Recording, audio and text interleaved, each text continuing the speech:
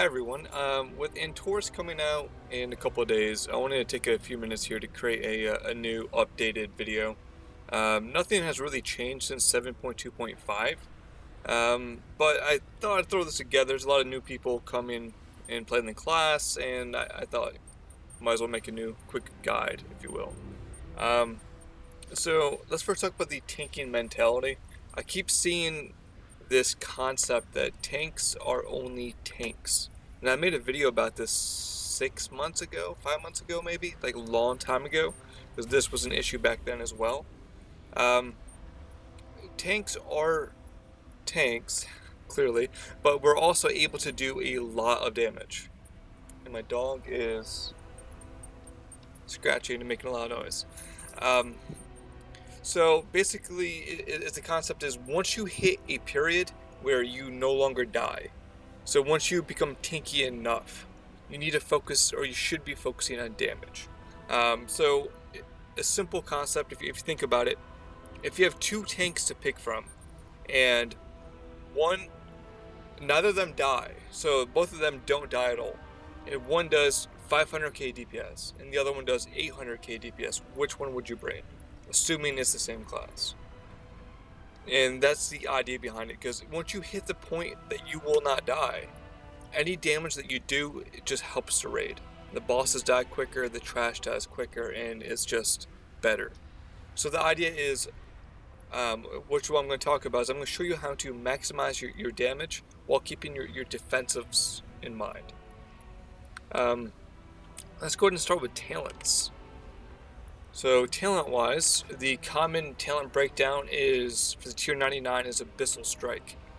This allows you to do Infernal Strike more, which is off the global cooldown. So when you cast it, you can cast anything else at the same time. So right there I just did two double sigils, like the Flame Crash and Sigil of Flame, because it's off the global, or like Immolate or etc.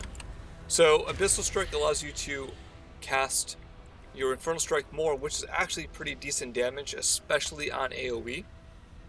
Razor Spikes can do well in a single target fight that is solely just single target. I have not used it in Tomb of Sargeras, but looking at the meters, some people have and have done well. So you could use this on single target fights. Tier 100, Fallout is the main go-to. The only exception is if you're doing high Mythic Plus, like 18, 19, 20, 21, and is fortified, then Burning Alive might be a better bet. Because if you're able to spread your Fiery Brand to 5 other targets and a giant trash pool, it could mean you not dying. So Burning Alive is great for super high Mythic Pluses that is fortified. Otherwise, Fallout should be the go-to talent. 102, Flame Crash is the go-to talent. Basically, this creates a sigil of flame on your feet when you jump. And basically, with Abyssal Strike, you have a lot more of those coming down. It's just passive damage. It's great. Also keep in mind, any talent you pick in 106 is also affected by the Sigil of Flame from Flame Crash. 104, Fracture is the go-to talent, and with our current build is a must. Soul Rending is not good, and neither is Feed the Demon in the current build. Up here in 102, let me mention that Fellblade is not very good either. And Fell Eruption could be okay for strictly single target damage. So maybe Goroth you could pull it off on, maybe, maybe not. Being Chaos damage, when you use your Fiery Brand for Fiery Demise, which I'll talk about in a minute, this is also affected by that. Because Chaos damage is whatever element that the monster is most vulnerable to. So when you use your Fiery Demise, that happens to be fire, therefore your Chaos acts like fire. In a roundabout way. 106, so basically Abyssal, Fallout, Flame Crash, Fracture are all go-to. 106 is based on you and what you're trying to accomplish. For strictly damage, Concentrated Sigils is the best one to pick. This increases your Flame Sigil by 2 seconds. Only reason why this is better than Quicken Sigils is because the Flame Crash is also increased by 2 seconds. In Mythic Plus, or maybe like Mythic KJ, Sigil of Chains is very useful. It is basically an AoE grip. So this is like a poor man's version of the grip, was it Grasp of Gorfiend from DK. So it is good in Mythic Plus in some bosses. And then Quicken Sigils is okay. I would only ever use this is if you need a lot more, well not a lot more. If you need more Sigil Silence, then you would go with Quicken Sigils. Otherwise you probably wouldn't use it at all. Sigil of Chains is better for grouping and AoE. Concentrated Sigil is better for damage, and Quicken is maybe more silences. That's the only reason why you would want to use it. And then 108, Spirit Bomb is the go-to. This is your main source of healing and damage. And then 1010 is also up to you. So basically it's either Last Resort, which is the go-to for what I've been using because I've been lazy recently. But it's a go-to for a lot of stuff. Demonic Confusion can be good if you need the uptime of Demon Spikes, or if you want the extra 60 pain. And the Soul Barrier gives you a decent sized shield. It's okay. It sort of went away after Nighthold as being the go-to talent. You might see a comeback in Antorus. I'm not sure yet. I've not played in Antorus yet. So this is the common breakdown that you should be using for everything. Mythic Plus and Radiant. So Abyssal, Fallout, Flame Crash, Fracture. 106 is up to you. Spirit Bomb, 110 is up to you. Let's talk about some of our artifact abilities real quick. The biggest one, and the one that you should be trying to get on your relics, is Fiery Demise. It increases your fire damage by an additional 10%. I have 7 points, the 4 and then 3 with relics. So right now I'm doing an additional 70% fire damage whenever I cast Fiery Brand. It's great actually. Keep in mind it's only great because most of our talents are terrible. If we had some better talents, this might not be as prevalent as the go-to talent or trait, I suppose, but the other ones aren't very good. The defensive ones are kind of trash, to be honest with you, so I wouldn't even go defensive. So whenever you cast your Fiery Brand, you get 70% more fire damage, which is your Immolate Aura, your Soul Carver, not Soul Cleave, but Carver, Sigil of Flames, about half of our abilities, I can't remember. But one thing to keep in mind, Kil'jaeden's Burning Wish is fire damage. So, it's somewhere in my back. I actually have it on right now. It is fire damage, so this is also increased by Fiery Demise. And so is Archimonde's Hatred Reborn. This is also fire damage.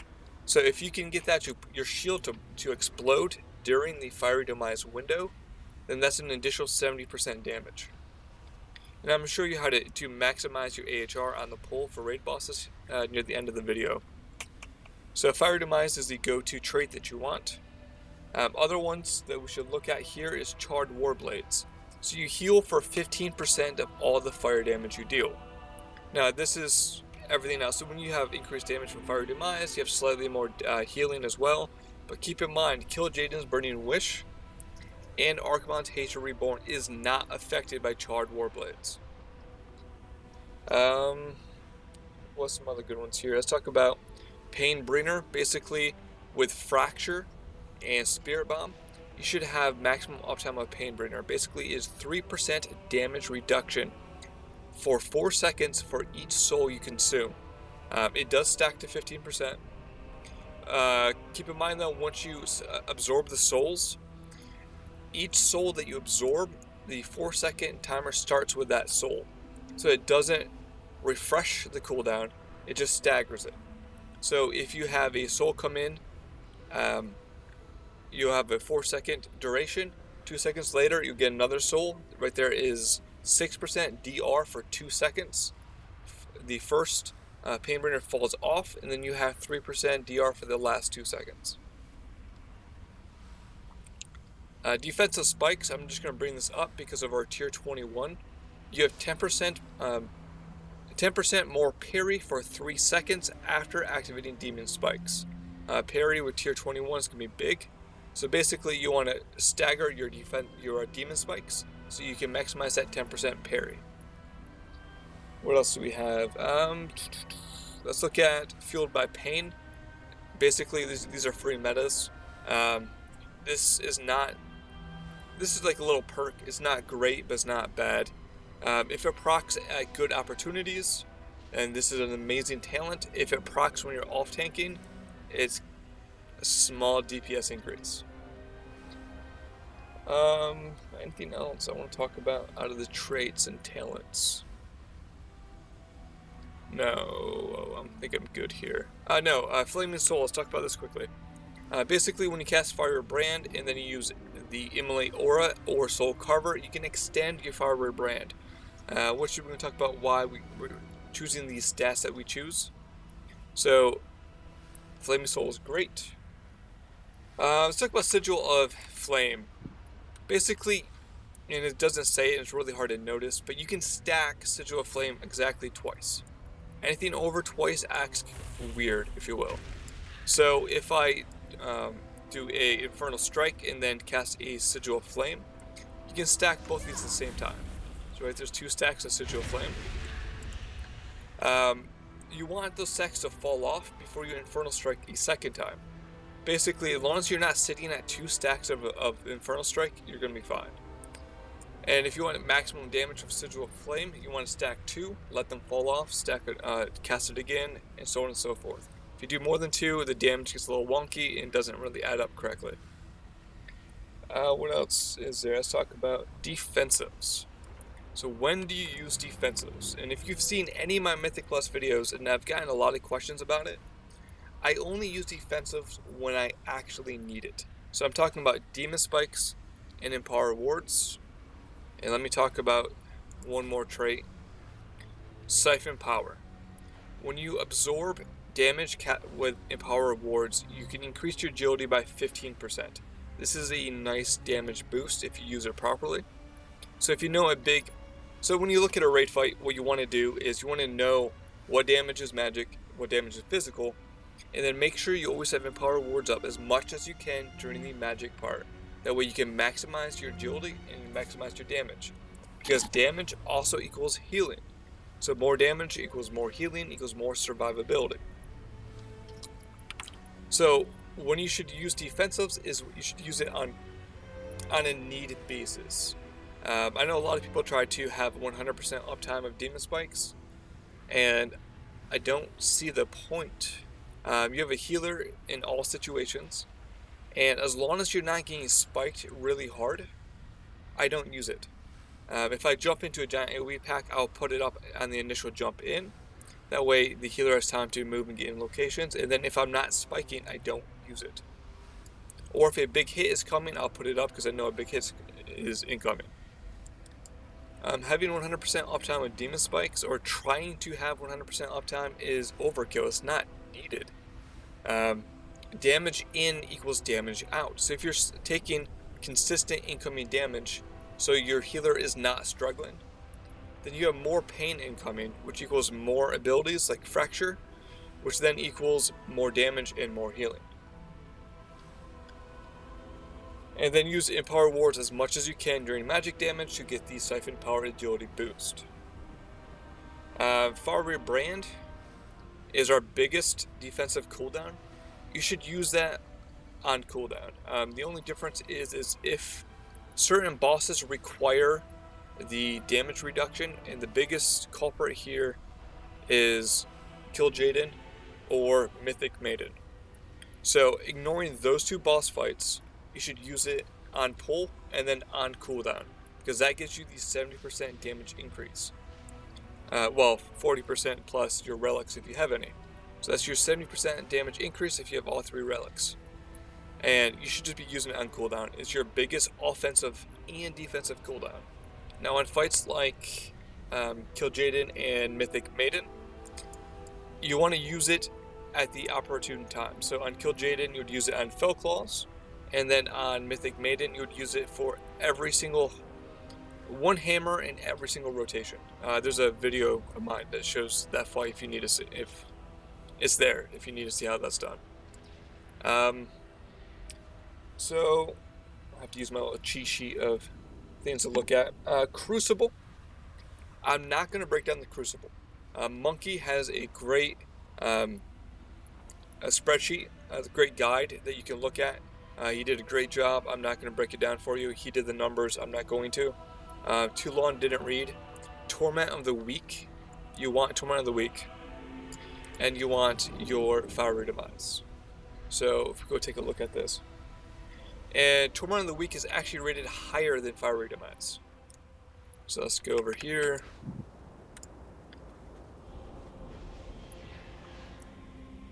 Take a peek at the Crucible.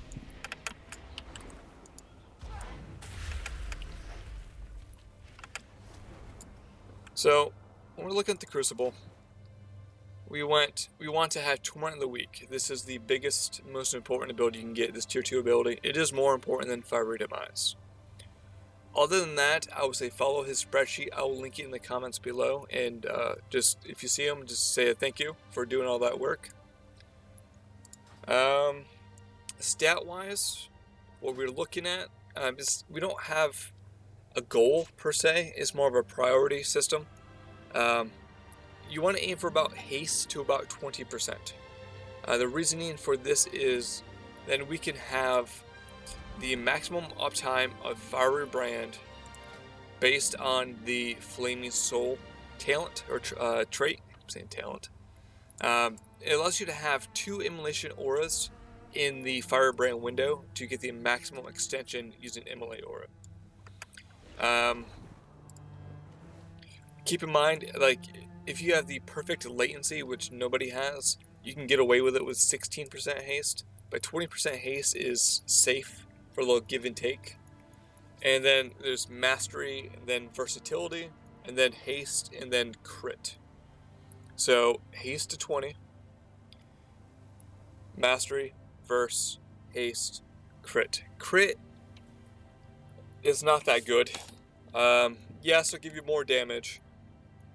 Yes, it'll give you more parry, which people are going to argue tier 21. But overall, crit is not very desirable. It's just not desirable. And if you're a Havoc main coming to Vengeance, this is not great news because you should have a ton of crit. So those are the stat breakdown. Munnky also did that as well. So many props for him to do the math behind the stats.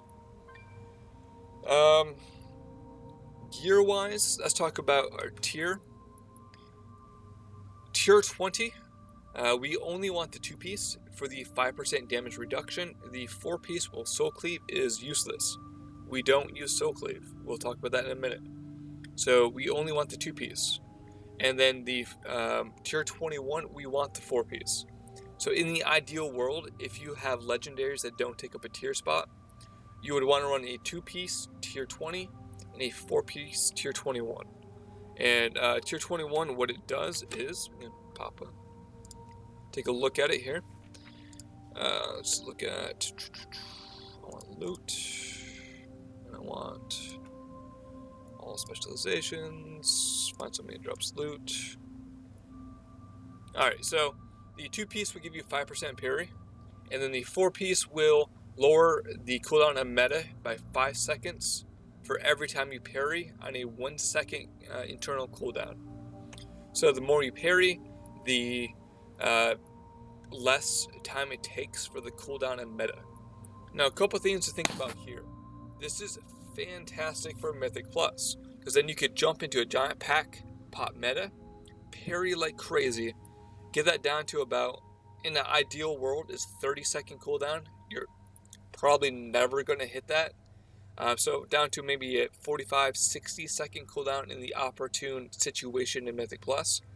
So, and then you pop meta again. Every big pull or about, you should have Metamorphosis up. That is fantastic. For raiding, this is okay on some fights in Antorus from what we've seen, and not very good in other fights. Another thing to keep in mind, that to have a 4-piece bonus, you must have meta on cooldown. So if you have to save meta, so I'm thinking like Mythic Maiden, I save meta. So if you have to save meta, your 4-piece is worthless because you're not getting anything from it. But overall, it's still good. tier 19, if you still have some of it floating around, don't use it because we're not using Soul Cleave. Other gear you should be looking at is mainly trinkets and legendaries. You should have trinkets set up for single target damage, and you should have trinkets set up for AoE damage. I believe Wowhead has a trinket breakdown of what you should use. Some of my most common ones that I do use is for AoE, I use Kill Jaden's Burning Wish. I use the Warglaves. Single target, I like the Vial of Ceaseless Toxins, if you can get a high level one. The Archimonde's Hatred Reborn, assuming they can break the shield, is fantastic, single target. Memento is really good. Bloodthirsty Instinct's pretty decent.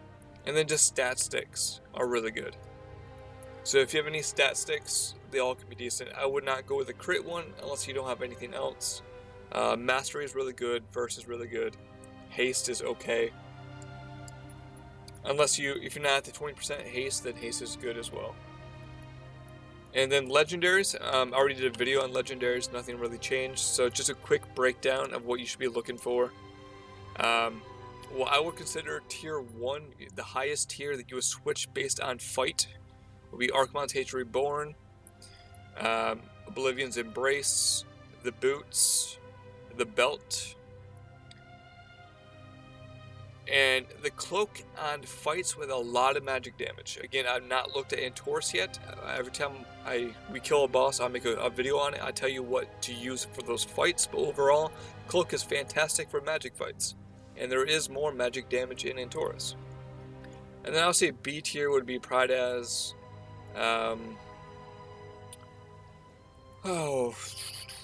Suffus could be good in Mythic Plus. Soul of the Slayer is really good in high Mythic Pluses when you have to use Burning Alive. Coupled with the boots, mind you. And I guess Fragment of the Portrayer I would say is B tier, tier 2, for Mythic Plus only. I've never used it. I've never needed it. I would always prefer something else over this range, but if you don't have anything better, it can be decent.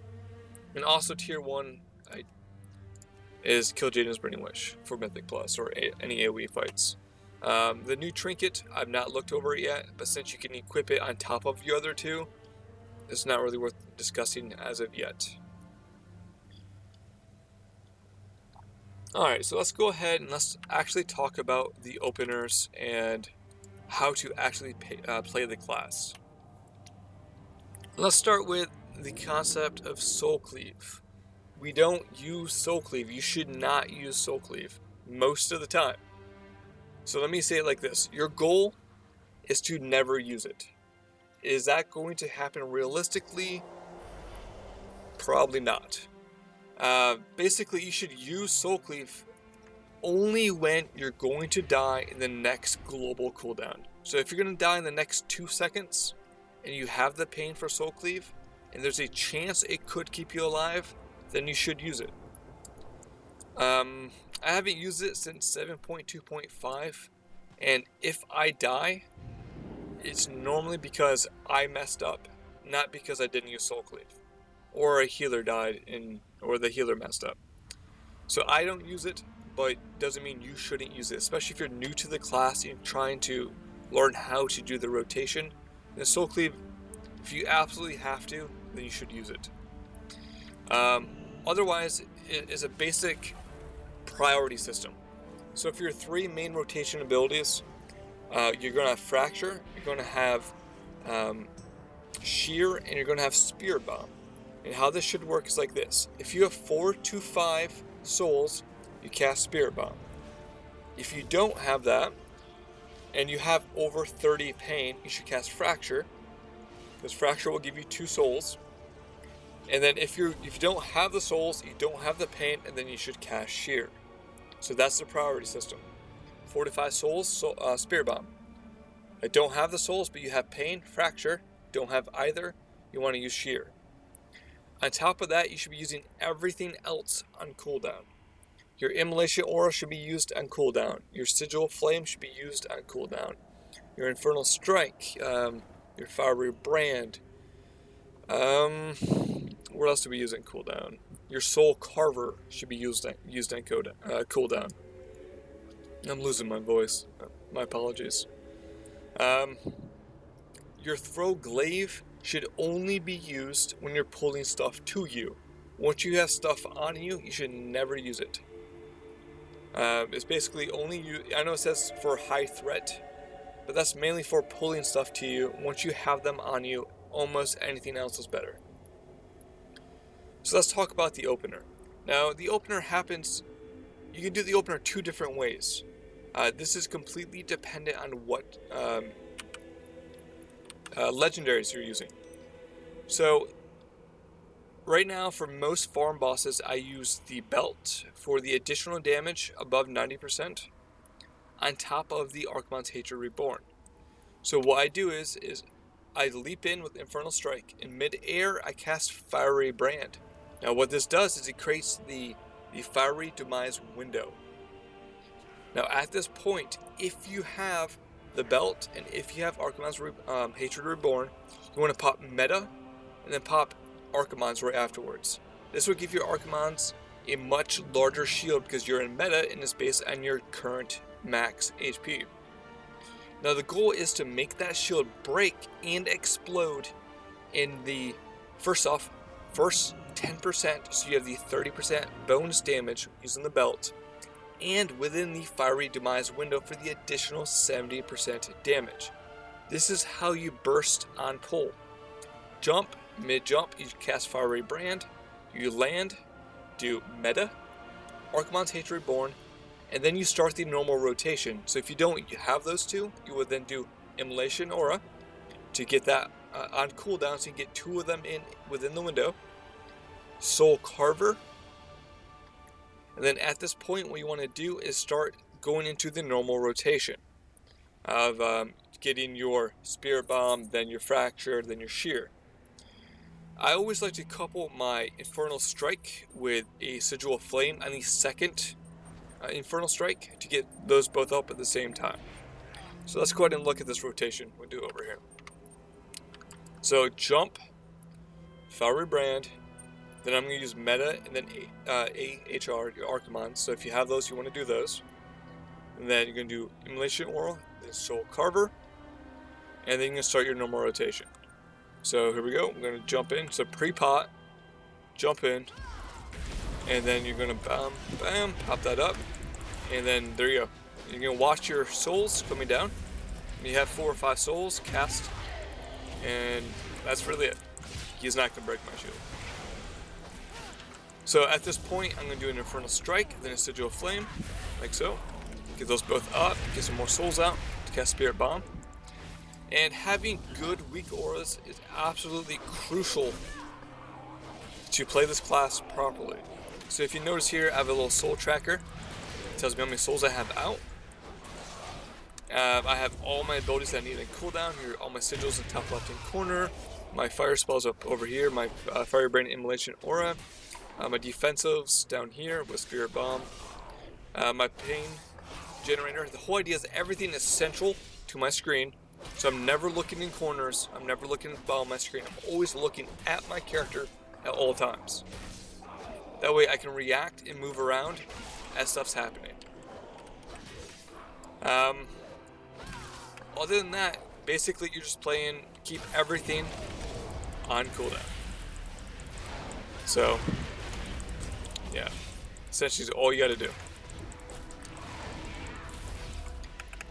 So that's the opener. The rotation is just simply that. It's a priority system. For Mythic Plus on pull, and I keep seeing this in Discord, so let me mention this quickly. If you're pulling in Mythic Plus, you should Infernal Slam into the middle of them and instantly pop Immolation Aura. With Fallout, this should give you 2 to 3 souls, which you could use a Spirit Bomb at that point to make sure you keep aggro. You don't have to. I like to throw a Fracture in there to get more souls out to Spirit Bomb. Slapping my mic, sorry. So let's talk about why we don't use Soul Cleave. So the reason why we don't use Soul Cleave is because every time you cast Soul Cleave, it takes anywhere between 25 to 50 pain. This forces you to spend at least half your pain bar on an ability, and all it does a small heal that doesn't scale, and it does decent damage. So what happens is it puts you into a pain generation cycle. So let's look at the normal rotation, okay? So I jump in, and I start getting pain up, and I use Fracture as my pain spender. So I'm putting up Fracture. Fracture does more damage than Shear, generates 2 souls every time, guaranteed. And then you can use your Spirit Bomb as your finisher, and it costs no pain to cast Spirit Bomb. It does a ton of damage, decent healing that scales when number of targets hit. Soul Cleave does not do that. So if you want to use Soul Cleave, what we're going to do is, normally when you Soul Cleave, you don't have 5 souls out, because you're not going to use Fracture very often. What you're going to see is, if you look at my pain bar and I cast Soul Cleave, you got a decent, well, I can't say decent, mediocre heal for half my pain bar. So say I'm at 50 pain here, cast Soul Cleave, and now what I got to do is I got to shear, so I have to do this pain generation cycle. Now I'm at 2 souls, and then I Soul Cleave again, and I have to do shear, Soul Cleave. So every time you use Soul Cleave, you go into a pain generation cycle, and it's overall, and you can look at this based on, you can test it yourself if you go into a training dummy or do a boss, like say go do Goroth twice.